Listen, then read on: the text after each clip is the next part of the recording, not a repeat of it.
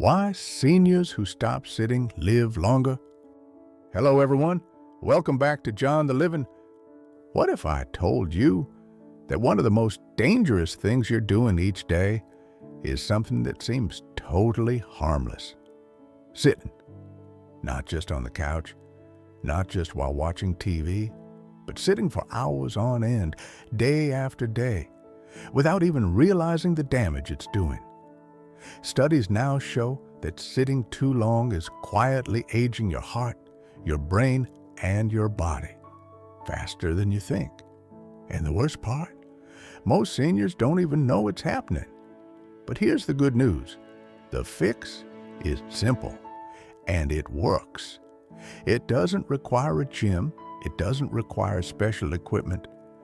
Just a small, consistent change in your routine could literally add years to your life. Today, I'll show you the story of Robert, a 76-year-old who thought he was just slowing down. But what he learned and changed may have saved his life. Stay with me, because this one shift might be the most powerful thing you do today. Robert was 76, a retired mechanic from upstate New York, widowed for 6 years now, kind eyes, quiet voice, always the guy who could fix anything, except, as he later realized, himself. He'd always been active, worked with his hands, walked everywhere, took pride in staying sharp and steady. But after retirement, the days slowed, and so did he. At first, it was subtle. He started spending more time in his recliner, watching old westerns, reading the paper cover to cover. He'd sit for hours, sometimes forgetting to even stretch his legs. Then came the stiffness in the mornings, the naps he couldn't seem to resist, and the frustrating moments when he'd walk into a room and forget why he was there. Robert brushed it off. Just part of getting old, he'd say. But during a routine checkup, his cardiologist leaned in and said something that stopped him cold. "Robert, your heart's slowing down, not from age, but from inactivity. You've got to get up and move, or you're shaving years off your life."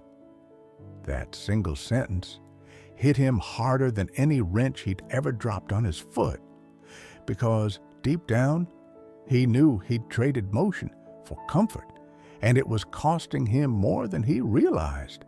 What Robert's doctor told him wasn't just personal advice, it was backed by science. Hard, undeniable science. According to Dr. David Alter, a geriatric cardiologist and researcher at the University of Toronto, prolonged sitting is now recognized as an independent risk factor for chronic disease and early death in older adults, even in those who exercise occasionally. That means you can go for a walk in the morning, but if you sit for the rest of the day, your risk still climbs. In 2023, a large meta-study published in the Journal of Aging and Physical Activity revealed something alarming. Seniors who sit for more than 8 hours a day, whether that's watching TV, reading, or just relaxing, have a 32% higher risk of dying early compared to those who break up their sitting time with light movement. And we're not talking about running marathons. We're talking about standing up every hour, stretching, walking around the house, even just shifting your posture regularly. It's not just about exercise, it's about interrupting stillness. Because when you sit too long, your blood flow slows, your metabolism drops, and your heart works harder to do less. And for seniors like Robert, and maybe even you, that stillness becomes a silent thief. But as you'll see, he didn't let it steal from him for long. Robert wasn't lazy. And if you're like him, neither are you. The problem wasn't effort, it was routine. After retirement, it's easy to fall into stillness without even noticing. a morning cup of coffee in the same armchair, a long phone call that stretches into a nap, a few episodes of your favorite show, then maybe a few more, reading a book, knitting, crossword puzzles, all done, sitting down. And the hours, they pass quietly, comfortably, but also dangerously. Because here's what most people don't realize. You don't stop moving because you grow old. You grow old because you stop moving. When movement stops, the body starts to forget what it was built for. Muscles shrink. Balance weakens. The brain becomes less alert. Even digestion slows. Robert didn't make a choice to stop moving. It just happened. In the name of comfort. In the name of rest. In the quiet in-between of days without structure. And he's not alone. Millions of seniors unintentionally surrender movement in exchange for peace, not realizing they're slowly handing over their independence in the process. But the good news? Getting it back doesn't require a complete lifestyle overhaul. Just one small decision, made today and repeated tomorrow. Robert didn't start running marathons. He didn't join a gym. He didn't even buy new sneakers. All he did was set a timer. Every hour on the hour, he stood up from his recliner just for 5 minutes. Sometimes he'd stretch. Sometimes he'd walk to the mailbox. Sometimes he just stood in a place and rolled his shoulders. And every evening, rain or shine, he took a slow, steady 20-minute walk around its neighborhood. At first, it felt pointless, small, too simple to matter. But within 3 weeks, everything changed.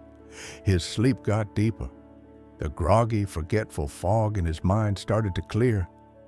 He had more energy in the morning, enough to skip that second cup of coffee, and the stiffness in his knees. It didn't control his day anymore. One morning, as he opened the blinds and looked out at the trees swaying gently in the breeze, Robert smiled and said to himself, "I feel like I'm waking up again." Because movement didn't just strengthen his body, it woke up his mind. It gave rhythm to his days and purpose to his routine. He didn't need a miracle. He just needed motion. And you know what? So do we all. Robert's results weren't luck. They followed a science-backed rhythm recommended by top geriatric specialists. Dr. David Alter, cardiologist and aging researcher, shares a simple routine he calls the 3-step rule for seniors who want to stay mobile, mentally sharp, and independent longer. You don't need equipment. You don't need to be athletic. You just need a little intention and a little movement. Number 1, stand for 5 minutes every 30 to 60 minutes. Set a timer or use commercial breaks as a reminder. Stand, stretch, move around the room. Even slow pacing counts. Breaking up sitting time is what matters most.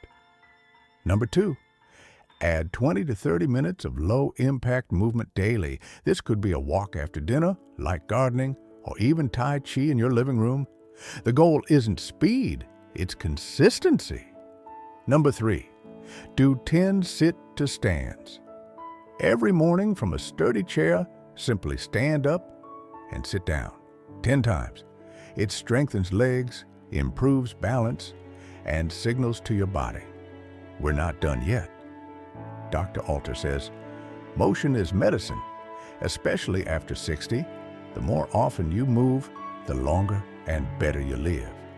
And for seniors like Robert, and maybe like you, these steps aren't just easy, they're powerful. Robert's story is not rare, but his decision? That's where the difference was made. He could have kept sitting, kept telling himself it was just part of aging, kept waiting for the energy to come back on its own. But instead, he stood up, literally, and with that simple act, repeated hour after hour, day after day, He didn't just improve his health, he reclaimed his rhythm, his spark, his days. Now, what about you? What would happen if you started standing up every hour? If you walked to the mailbox instead of waiting for the mail to come in? If you stood tall and told your body, I'm not done yet? It doesn't have to be big. It just has to begin.